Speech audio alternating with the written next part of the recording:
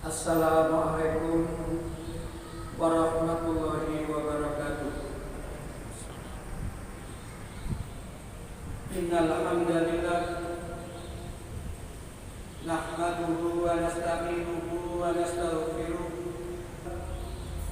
wa may yudlil fala hadiya lahu. Asyhadu an la ilaha illallah wahdahu la syarika lahu wa asyhadu anna Muhammadan abduhu wa rasuluhu la nabiyya ba'dah. Ya ayyuhalladzina amanu taqullaha haqqa tuqatih wa la tamutunna illa wa antum muslimun.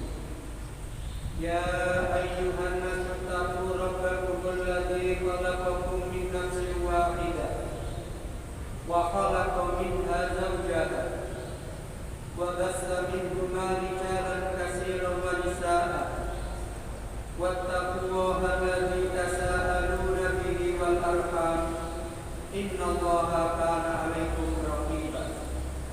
Ya ayyuhalladzina amanu taqullaha wa qulu qawlan sadida yuslih lakum a'malakum wa yaghfir lakum dhunubakum wa may yuti'illaha wa rasulahu faqad faza fawzan 'azima. Amma ba'du, fa inna asdaqal hadits kitabullah wa khairal huda huda Muhammadin sallallahu alaihi wasallam wa syarral umuri muhdatsatuha wa kullu muhdatsatin bid'ah wa kullu bid'atin dhalalah wa kullu dhalalatin finnar. Ma'asyiral muslimin wal muslimat, jamaah salat subuh dan peserta iktikaf rahimani wa rahimakumullah. Pertama-tama marilah kita panjatkan syukur kita kepada Allah Subhanahu wa taala yang telah memberikan nikmat iman, nikmat Islam, nikmat sehat wal afiat lahir dan batin, dan nikmat kita masih diberi kekuatan dan kemudahan untuk menjalankan ibadah puasa Ramadan dan juga ibadah-ibadah yang lain seperti tilawatul Quran, zikir pagi sore. Mudah-mudahan seluruh amal ibadah yang telah kita lakukan ini diterima oleh Allah Subhanahu wa taala. Allah mengampuni segala dosa-dosa yang pernah kita lakukan dan Allah memasukkan kita ke dalam golongan hamba-hambanya yang bertakwa. Ma'asyiral muslimin wal muslimat, jamaah salatul rahimani wa rahimakumullah. Bahwasanya kita sudah berada di penghujung bulan Ramadan. Sebentar lagi kita akan berpisah dengan bulan yang penuh berkah, penuh rahmat, penuh ampunan ini. Mungkin tinggal 4 hari lagi, atau ada yang tinggal 5 hari lagi. Karena itu kesempatan yang tersisa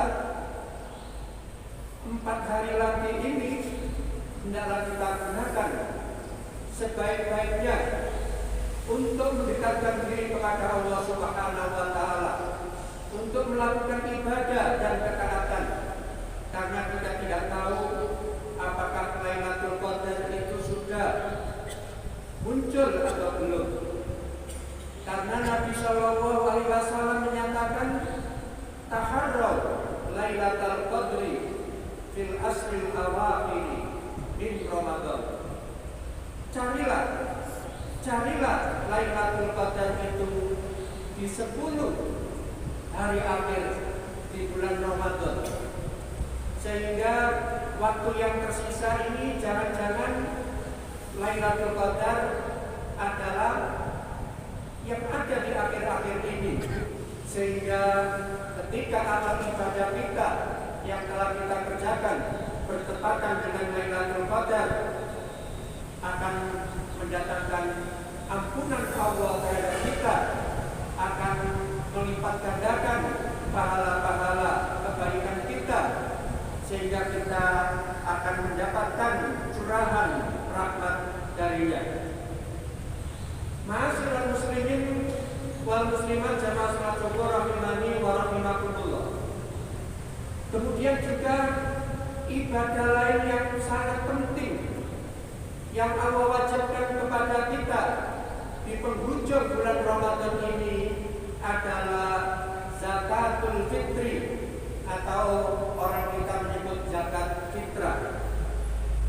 Sebagaimana dalam sebuah hadis yang diriwayatkan oleh Abdullah bin Abbas radhiyallahu anhu qala farada Rasulullah sallallahu alaihi wasallam zakatul fitri. Rasulullah sallallahu alaihi wasallam telah memfardukan. Fardu adalah nama lain daripada wajib. Berarti Rasulullah telah mewajibkan untuk mengeluarkan zakat fitri. Zakat fitri itu adalah zakat badan, karena zakat fitri diwajibkan pada tiap-tiap badan. Tiap-tiap badan, baik itu orang laki-laki maupun orang perempuan, baik yang tua, yang muda maupun yang anak-anak, baik yang merdeka maupun yang muda. Semua ini oleh Nabi Shallallahu Alaihi Wasallam telah diwajibkan untuk dikeluarkan zakat fitrinya. Bagi anak-anak yang belum punya uang, tidak punya penghasilan karena belum bekerja, maka orang tuanya lah atau orang yang menanggung ekonominya lah yang wajib untuk mengeluarkan zakatnya.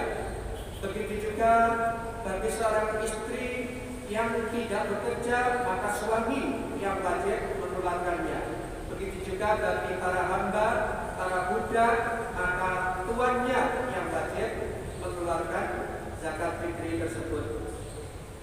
Kemudian Nabi Shallallahu Alaihi Wasallam menjelaskan bahwasanya zakat fitri atau zakat fitrah tersebut tujuannya adalah tuhratan lis-shaimi, sebagai pembersih bagi orang-orang yang berpuasa, minal lahwi, dari perbuatan-perbuatan yang sia-sia. Kadang-kadang orang ketika sedang berpuasa mungkin bercanda sehingga dia melakukan perbuatan-perbuatan yang laghau, perbuatan yang tidak ada manfaatnya, ucapan-ucapan yang tidak berguna. Maka dengan mengeluarkan zakat fitri tersebut, maka ini kata Nabi sebagai tuhratan, sebagai pembersihnya, sehingga ibadah puasanya menjadi sempurna. Warrafasi, dan juga sebagai pembersih dari ucapan-ucapan yang kotor, ucapan-ucapan yang jorok.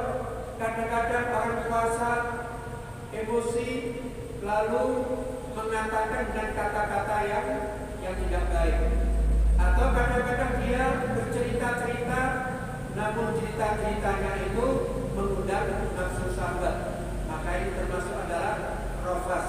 Maka dengan zakat fitri tersebut itu adalah sebagai tuhratan lis-shaim, sebagai pembersih bagi orang yang berpuasa. Kemudian yang ketiga kata Nabi, waktu makan lil masakin. Zakat fitri juga bertujuan sebagai tukmah, untuk memberikan makan lil masakini, kepada orang-orang miskin, supaya di hari raya fitri semua orang bahagia. Jangan sampai ada orang yang bersedih gara-gara tidak punya makanan, sehingga orang miskin lebih diutamakan untuk mendapat bagian daripada zakat fitri tersebut. Walaupun berdasarkan surat At-Taubah ayat 60 ada di antara sebagian ulama, zakat itu adalah untuk 8 golongan. Namun untuk zakat fitri ini adalah lebih khusus dalam hadis ini, terutama diberikan kepada orang-orang miskin. Kemudian waktunya kata Nabi, faman aqtaha qabla sholati fa hiya zakatun barang siapa yang mengeluarkan zakat fitri tersebut sebelum dia menunaikan sholat, maksudnya adalah sholat id, fahiya zakatun makbulatun, maka itu adalah zakat yang benar, zakat yang diterima oleh Allah Subhanahu wa taala. Nah, karena zakat fitri ini adalah kaitannya dengan puasa Ramadan, sehingga Imam Syafi'i memberikan boleh mengeluarkan zakat fitri itu sejak awal Ramadan, batas waktunya awal sampai menjelang melakukan sholat id. Terutama kalau zakat itu diserahkan kepada lembaga-lembaga Yiswaf misalnya, atau panitia-panitia zakat. Tujuannya apa? Supaya ketika mendistribusikan zakat tersebut tidak kewalahan.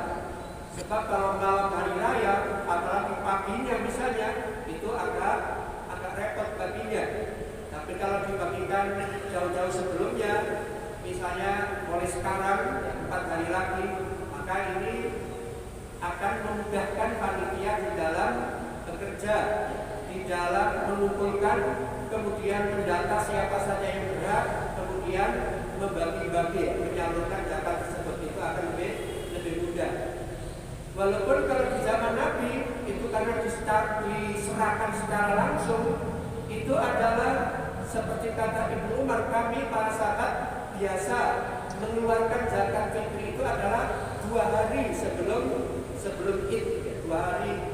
Bahkan yang wajib itu adalah mulai malam Id sampai puasa, itu adalah waktu yang wajib yang harus dikeluarkan. Tapi kalau dia mengeluarkan zakat setelah sholat, kata Nabi, wa man addaha ba'da sholati, barang siapa yang membayarkan zakat fitri tadi setelah dia melakukan sholat id, maka namanya bukan zakat fitri lagi, tapi namanya adalah, kata Nabi, faya shadaqatun minas shadaqat, itu dianggap sedekah sebagaimana sedekah-sedekah yang lainnya. Hadis ini diriwayatkan oleh Imam Abu Dawud, oleh Imam Ibnu Majah, oleh Imam An-Nasa'i, dan juga oleh Imam Baihaqi.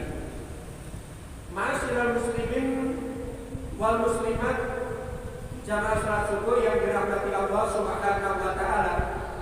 Bahkan ada di antara sebagian ulama, kalau seorang wanita sedang hamil, apakah janin yang ada di dalam perutnya dikeluarkan zakat fitrahnya atau tidak?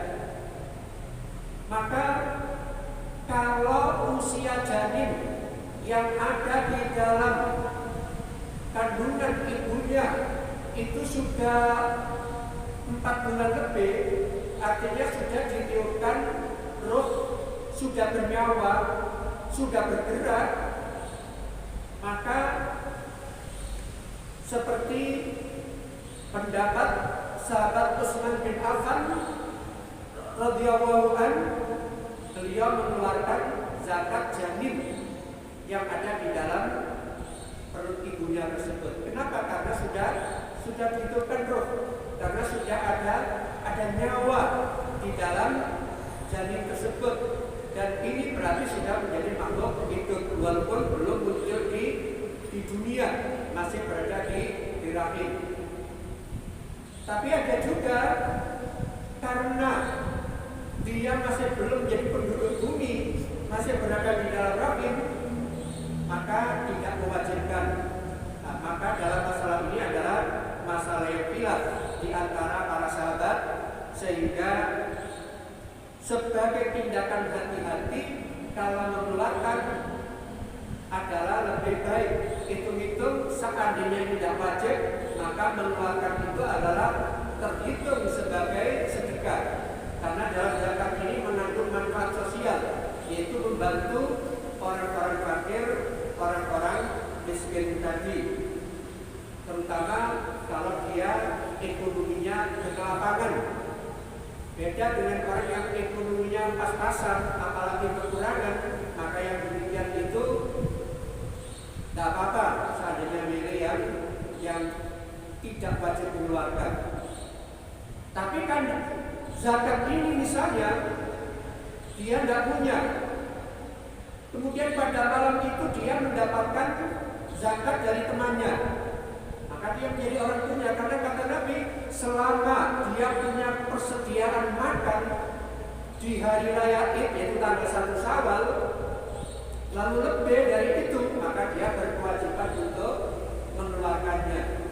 Sehingga kalau zaman dulu, ya ketika saya masih kecil, orang-orang di pondok itu kebanyakan kekurangan, ya miskin. Kadang-kadang zakat itu untuk satu orang, tapi digilir, dikasihkan temannya. Nah, berarti temannya punya. Lalu temannya yang dapatkan mengeluarkan ke temannya lagi. Begitu seterusnya. Sehingga semuanya akhirnya membayar, walaupun barangnya hanya satu, hanya sekedar lewat saja.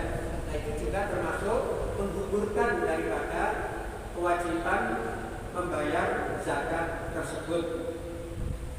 Kemudian juga ukuran zakat fitri tersebut, Nabi Shallallahu Alaihi Wasallam menyatakan adalah satu sok. Satu sok itu ukurannya adalah beda-beda di antara para ulama, karena masing-masing negara itu juga beda-beda. Dulu orang menghitung satu sok itu kurang lebih 2,5 kilogram. Tapi ulama-ulama sekarang menghitung lagi bahwasanya satu sok itu adalah 2,7. Kemudian seperti di Masjid Manarul Islam ini bahkan dilebihkan. Zakat fitrah itu adalah 3 kilo. 3 kilo. Kenapa? Faman tatawwa'a fahuwa khairul lahu. Barang siapa yang memberikan kelebihan dengan kerelaan hatinya, maka yang demikian itu adalah lebih baik, lebih sempurna.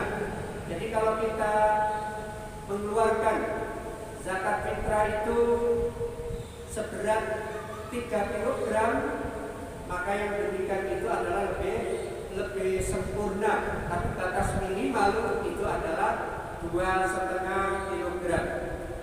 Kemudian di antara para ulama juga Nabi Shallallahu Alaihi Wasallam mengeluarkan zakat fitri pada saat itu adalah dengan kurma, karena kurma pada saat itu adalah makanan pokok sehari-harinya, atau dengan syair, dengan gandum. Bahkan para sahabat mengatakan zakat fitri seperti yang dikatakan oleh Abu Sa'id Al-Khudri radhiyallahu anhu, kunna nukhriju fi ahdi Rasulillah sallallahu alaihi wasallam yaumul fitri sa'an min ta'amin. Kami para sahabat biasa mengeluarkan zakat fitri di zaman Nabi adalah satu sok berupa makanan. Ya, kita di Indonesia karena makanannya adalah nasi, yaitu beras, maka kita mengeluarkan beras. Mungkin daerah-daerah lain ada yang makan sagu, ada yang makan jagung, ada yang makan gaplek misalnya. Maka sesuai dengan makanan sehari-hari yang biasa dia makan.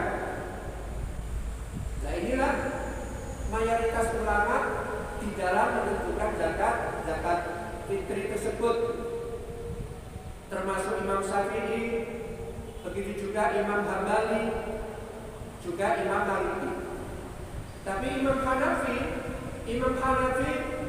beliau mengatakan yang penting adalah yang senilai dengan harga kurma satu sok tersebut. Sehingga karena tujuan daripada zakat fitri itu adalah untuk memenuhi kebutuhan orang fakir, orang miskin tadi. Sehingga tidak hanya kurma saja, tidak hanya gandum saja, tidak hanya keju saja, tapi yang lain. Karena pada zaman Umar bin Abdul Aziz ada orang mengeluarkan zakat itu berbentuk pakaian. Karena ada kadang-kadang di antara orang miskin itu tidak punya pakaian yang layak dipakai, sehingga dia mengeluarkan pakaian itu sebagai zakat fitrinya. bahkan nilainya lebih banyak daripada kurma hanya satu sok. Kalau dapat kurma satu sok dijual di pakaian nggak bisa, lalu dia memberikan pakaian. Nah ini pernah terjadi, sehingga Imam Hanafi berpendapat yang senilai dengan itu pun juga dibenarkan. Walaupun pendapat beliau ini termasuk pendapat yang sedikit pengikutnya. Kalau mayoritas jumhur itu adalah makanan. Sebab apa? Alasan orang yang ketiga tadi, di zaman Nabi pun orang yang punya uang. Kenapa kok tidak mengeluarkan pakai uang? Kenapa kok masih mengeluarkan dengan bahan makanan? Sehingga di masjid-masjid itu kadang-kadang disiasati panitia zakat menyediakan makanan pokok beras. Sehingga orang yang bawa uang, dia beli beras kepada panitia, lalu menyerahkan ke panitia dalam bentuk berasnya tadi. Ada yang begitu untuk mensiasatinya tersebut. Jadi kita lebih selamat barangkali kalau kita mengeluarkan dalam bentuk makanan, karena apa yang demikian itu akan bebas dari perselisihan. Tapi bagi yang sudah yakin seperti Imam Hanafi tadi, maka dia pun menjalankan seperti apa yang diyakini tersebut. Kemudian juga orang yang mengeluarkan zakat kalau malam hari raya sampai sholat Id itu adalah waktu wajib. Adapun kalau 2 hari itu adalah waktu-waktu utama. Adapun kalau pendapat Imam Syafi'i sejak awal Ramadan itu adalah waktu-waktu yang boleh dianggap sah mengeluarkan zakat pada saat itu. Kemudian juga walaupun orang yang menerima zakat di surat Taubat itu ada 8 kelompok yang Allah menyatakan innamas shadaqatu lil fuqara'i. Sesungguhnya sedekah ini maksudnya adalah zakat. Jangan-jangan ada orang mengatakan, wah, zakat itu tidak terkenal di zaman Nabi. Orang Islam kalau maju tinggalkan zakat. Wah, ini naif lagi. Ucapan yang misalkan yang menyesatkan ya. Ucapan-ucapan yang merusak pemahaman ulama-ulama sejak zaman sahabat, zaman dulu sampai sekarang. Tiba-tiba ada orang punya jabatan tinggi malah mengatakan zakat itu tidak terkenal di zaman Nabi. Umat Islam kalau ingin maju harus meninggalkan zakat. Ini adalah ucapan-ucapan yang menyesatkan. Nah, zakat di dalam Quran dan dalam hadis Nabi memang sering disebut dengan sebutan shadaqah. Dari kata sidik itu artinya benar, karena orang yang mengeluarkan zakat itu adalah bukti kebenaran imannya. Dia tidak bakhil, dia tidak pikir, dia tidak cinta berlebih-lebihan terhadap harta. Bahkan di dalam harta yang dimilikinya itu ada hak untuk orang-orang fakir miskin. Nah, Allah menyatakan sedekah yang wajib itu namanya zakat. Adapun yang tidak wajib itu baru disebut sedekah biasa. Nah, siapa yang berhak lil fuqara'i, yaitu untuk fakir. Fakir itu orang yang tidak punya pekerjaan. Misalnya orang-orang cacat ya, orang-orang disabilitas, sehingga dia pekerjaan rutin tidak punya, sehingga kadang-kadang makan, kadang-kadang tidak. Maka ini adalah orang yang paling rendah disebut fakir. Baru tingkatan di atasnya adalah disebut wal masakin, orang miskin. Kalau orang miskin itu dia punya pekerjaan, namun hasil dari pekerjaannya masih belum mencukupi kebutuhannya. Misalnya dia dalam sehari butuh 10.000 misalnya untuk kebutuhan makanannya, tapi penghasilan dia tidak sampai 10.000 misalnya, hanya 7.500, terus apalagi hanya 5.000, tapi rutin. Nah, ini maka miskin. Tapi di negeri kita biasanya fakir miskin itu dicampur ya, fakir miskin. Sehingga kalau fakir dia miskin, miskin juga fakir. Padahal fakir itu paling rendah, di atasnya lagi baru miskin. Wal amilina 'alaiha, yang ketiga adalah amil. Amil itu adalah orang-orang yang mengurus zakat. Baik dia mendata siapa saja orang-orang kaya yang tinggal di daerah tersebut didata. Lalu dia memungut. Begitu juga dia mendata siapa saja daftar orang-orang miskin, orang-orang yang berhak untuk mendapatkan. Karena dia bekerja dengan mengambil, membagi, mendata dan seterusnya, sehingga amil ini walaupun kaya boleh menerima dari bagian zakat tersebut. Kemudian juga yang keempat, wal mu'allafati qulubuhum, orang-orang yang dilunakkan hatinya. Ya mungkin dia orang kaya, tapi dia imannya masih lemah. Dia orang yang baru masuk Islam. Nah ini mu'allafati qulubuhum, orang yang hatinya itu dilembutkan supaya dia semakin tambah cinta kepada Islam. Dia menerima zakat, mungkin tahun depan dia tidak menerima lagi, malah justru pemberi zakat yang besar. Nah itu tujuannya diantaranya. Tapi bisa juga mu'allafati qulubuhum ini adalah orang-orang yang dilembutkan hatinya, dia belum Islam. Tapi kemungkinan kalau dia diberi zakat, bisa-bisa hatinya akan terbuka, lalu dia akan masuk Islam. Nah, ini juga merupakan orang-orang yang boleh menerima zakat. Sebagaimana Nabi juga pernah memberikan harta ghanimah, itu ada orang padahal kaya dia, tapi oleh Nabi diberi ghanimah dengan bagian yang banyak. Malah orang-orang Islam yang sudah lama masuk Islam, bahkan besar jasanya terhadap Islam, ketika dalam peperangan banyak membunuh orang kafir, oleh Nabi malah dikasih sedikit, sehingga orang itu menegur Nabi, wahai Nabi, orang kaya kok diberi banyak, sementara kami yang sudah lama Islam kok kasih sedikit.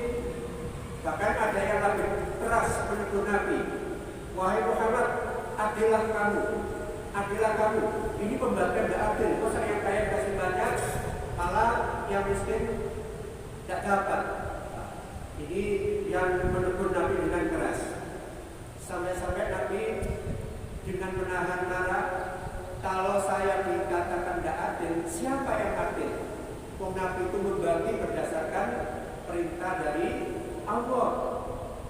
Kalau sudah Nabi jujur tidak adil, tidak ada lagi orang yang adil di muka bumi ini.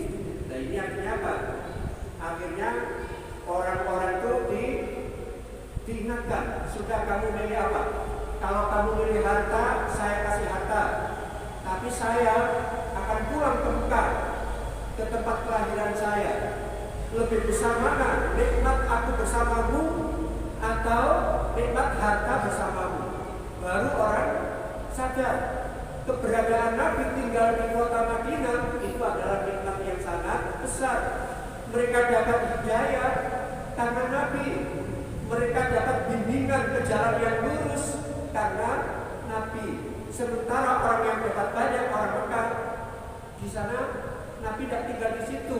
Kalau mereka salah, Nabi tidak bisa menegur secara langsung. Baru para sahabat tadi sadar, menerima apa yang dilakukan oleh Nabi tadi. Dan ini adalah bagian daripada wal mu'allafati qulubuhum. Kemudian wafir riqabi, begitu juga untuk pembebasan budak. Ya, kalau budak sendiri pada asalnya percuma dikasih zakat. Sebab apa? Seluruh harta milik budak itu menjadi milik tuannya. Maka yang dimaksud budak di sini adalah budak muqaddar. Budak yang ada perjanjian merdeka dengan tuannya. Dia menebus dirinya dengan uang yang sudah ditentukan. Kalau itu sudah terbayar, maka dia akan menjadi orang yang merdeka. Nah, budak seperti inilah yang perlu dibantu mendapat dari zakat tadi, sehingga dia menjadi orang yang bebas beribadah, bebas bekerja, dia tidak terikat lagi oleh tuannya. Tapi kalau bukan budak kata, dia dikasih harta, maka seluruh harta yang dia miliki itu adalah menjadi milik tuannya. Dia kerja di kebun kurma, atau dia kerja menyirami tanaman-tanaman dan seterusnya, semua hasil itu adalah untuk tuannya, kecuali budak yang ada perjanjian merdeka dengan tuannya dengan membayar. Nah, kalau zaman sekarang tidak ada budak misalnya, maka para ulama boleh juga zakat itu diberikan kepada orang-orang Islam yang dipenjara secara zalim, padahal mestinya dia jadi penjara, tapi mungkin karena difitnah, karena dia dijebak dan seterusnya, akhirnya dia berada di penjara. Dia bisa bebas kalau membayar dengan uang tertentu misalnya, maka yang demikian itu bisa juga diambilkan dari zakat. Kemudian wal gharimin, untuk orang-orang yang utang, ya utang bukan karena judi online, bukan utang bukan karena hidup foya-foya, tapi di sini adalah orang yang hutang, misalnya dia sakit parah, dia harus operasi misalnya, butuh biaya yang besar, lalu dia hutang dan dia tidak bisa bayar. Nah, orang model seperti itu, maka dia boleh menerima dari zakat. Bahkan kalau orang-orang Arab zaman dulu itu, kalau ada orang nikah, lalu dalam pernikahan itu butuh biaya besar, maka ada orang-orang yang dermawan memberikan hartanya untuk biaya nikah walaupun orang lain. Tapi ternyata gara-gara itu akhirnya dia punya hutang banyak, tidak bisa bayar. Maka yang demikian ini bisa dia diambil dari zakat tadi. Wa fi sabilillah, dan juga untuk sabilillah. Ya, sabilillah di sini bukan bangun masjid, bangun pesantren, bukan. Walaupun masjid itu sabilillah, walaupun pesantren itu adalah sabilillah karena belajar agama di situ. Tapi yang dimaksud sabilillah di sini adalah orang-orang yang berjuang membela agama Allah. Sebab apa? Sebab fakir itu manusia, miskin itu manusia, amil juga manusia, mu'alaf yang dilunakkan hatinya juga manusia, budak juga manusia, orang yang bukan juga manusia. Maka fisabilillah ini pun juga orangnya, bukan tembaganya. Karena ada pemahaman sebagian orang, fisabilillah itu berarti zakat boleh untuk pesantren, boleh untuk pondok, boleh untuk panti asuhan. Kenapa? Ini fisabilillah. Padahal ini bukan orang. Kalau dilihat dari susunan, kelompok-kelompok yang menerima zakat itu adalah orangnya. Maka saya lebih condong sabilillah ini adalah orang yang berjuang di jalan Allah. Begitu juga yang terakhir wabni sabil, dan untuk musafir yang kehabisan bekal, orang yang bepergian mungkin kecopetan sehingga dia tidak bisa pulang, maka dia bisa diberi zakat supaya bisa pulang bertemu dengan keluarganya dan seterusnya. Dan ini adalah fardhatan minallah, merupakan fardu, kewajiban dari Allah Subhanahu wa taala. Wallahu alimun hakim, bahwasanya Allah itu Maha mengetahui lagi Maha bijaksana. Ya, yang paling penting, ma'asyiral muslimin wal muslimat jamaah salat subuh yang dirahmati Allah Subhanahu wa taala, tinggal kita sekarang ya mengkoordinir anggota keluarga kita, berapa jumlahnya anggota keluarga kita, dan berapa ukuran beras yang harus kita keluarkan untuk kita salurkan. Disalurkan ke Masjid Manarul bisa, kita salurkan secara langsung juga bisa. Tapi yang lebih baik kata Nabi, kalau kita punya saudara, kalau kita punya keluarga atau kerabat yang miskin, maka lebih baik zakat itu diberikan kepada saudara, keluarga atau kerabat. Sebab apa kata Nabi? Pahalanya dua kali. Pertama, pahala